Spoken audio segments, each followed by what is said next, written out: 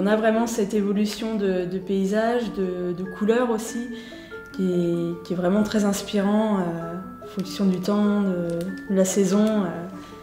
Non, très agréable d'être de ce côté-là du bâtiment avec une vue imprenable.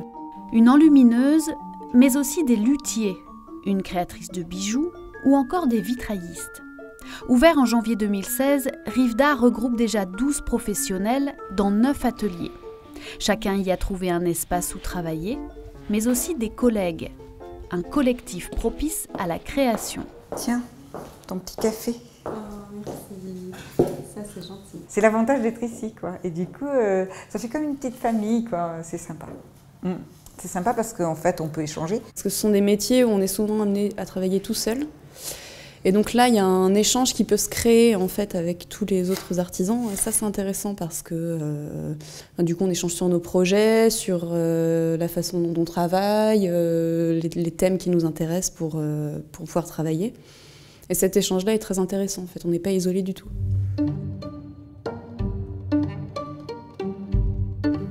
Il y a 2 ans encore, le lieu n'était qu'une friche, une usine laissée à l'abandon. Les établissements Canel ont produit ici pendant près de 50 ans des hameçons de rivière, une entreprise qui a fortement marqué la ville.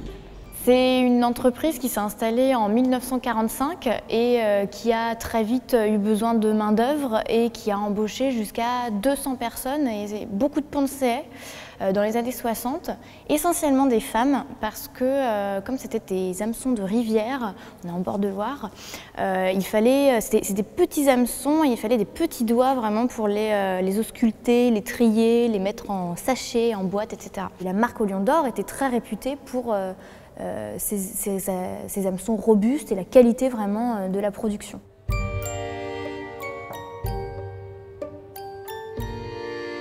Lorsque le lieu a ouvert, ce nouveau lieu Rive d'Art a ouvert, beaucoup d'anciens ouvriers sont venus sur place et il y en avait plein qui étaient émus aux larmes.